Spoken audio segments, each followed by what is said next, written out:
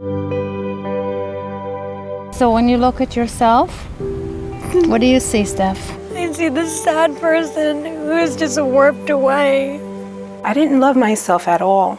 I didn't want to look in mirrors. And you don't see reality, because reality should not be doing this to me. But they helped me to learn to love myself, and they encouraged me to live life again. My story isn't based on what I look like on the outside. It is hard to explain how it feels to have a traumatic brain injury. The world, or what you thought you knew, had to relearn everything as simple as tying a shoe. A very important part of our new lives is that we are together in Dr. Spit's pit. We call the groups the pit. That's a place where you feel fully validated and understood by other people. Sometimes people fall in a pit or get stuck in a pit and can't necessarily find their way out. The group is sort of instant friends. If there are other people stuck in the pit with you, then you know you're not alone. To know that I have a connection that's beyond anything, that to me is sacred. Almost every 2 weeks, I encounter an inconceivable situation in which a young person has a brain injury. I worked in a TV production. I was away on a business trip and I wasn't feeling so hot. It was the beginnings of a stroke. Suddenly, my whole life was turned upside down when my daughter had a stroke. When we were in the hospital and I saw in what state he was in such a bad state. He couldn't talk, he couldn't even think. He would try to text and he was just writing gibberish on the phone. It is devastating. It happens abruptly without any warning.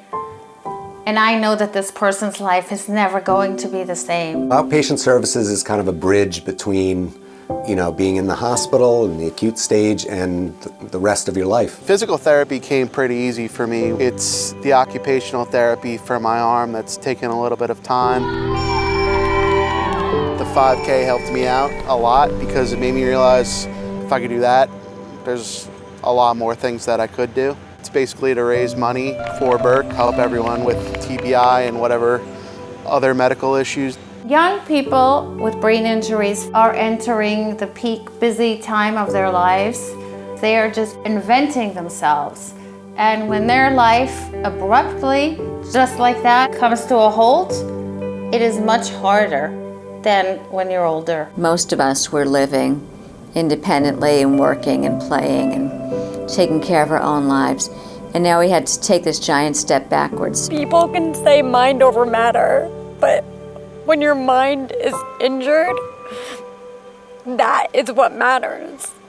And nobody understands that. Wish people understood a lot of things about me.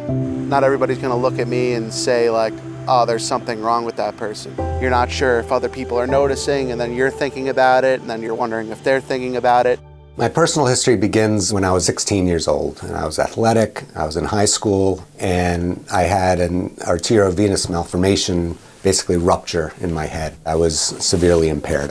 At the time, my biggest hurdle was really being 16, a competitive athlete, youngest of 3 boys. All I knew was to beat my brothers, and that was kind of lost very quickly. You couldn't live with your son anymore. No, that was a sacrifice we had to make.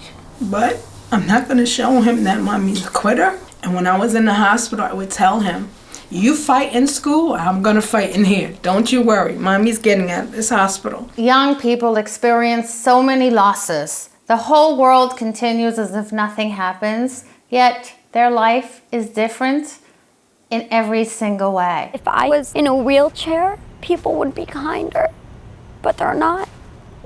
Because they don't know how to treat somebody with an invisible injury. I was dealing with it by myself, no help. So going to them and going to that group is the best decision I ever made.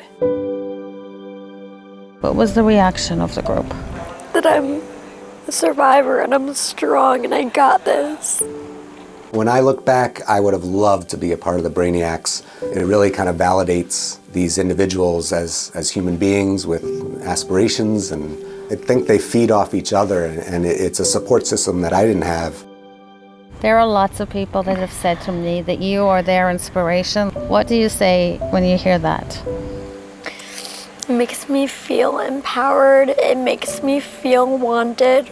Big factor in me getting back to the way I was is seeing that our group has already helped people. Nobody feels like they're in that pit alone. If our society learned to recognize these injuries, we would be able to diagnose them and treat them, and many more people would be able to have fulfilling lives. If people don't understand what it is to have a TBI, they need to do more research. All we want is the support. I want to be the person that I was. I'm still a 26-year-old, basically a kid. I mean, everyone calls you an adult, but you're a kid. Some of the others in my group are further along in their recovery, so that makes me feel hopeful that I'll be back there too myself one day. Danielle is a sweet person, and I love her dearly. And together, we make a great team. The tough love that I give her is because I love her, and I know how she feels. I was there. I love my work because I can see the changes in people's lives, and I help instill that environment, that human contact and human interaction. They inspire me in many different ways. The old me no longer exists anymore. And everything now is changed. But for me, it's for the better. I hear birds, I see flowers bloom, music sounds different to me. Everything's different, and I cherish things more than I did before.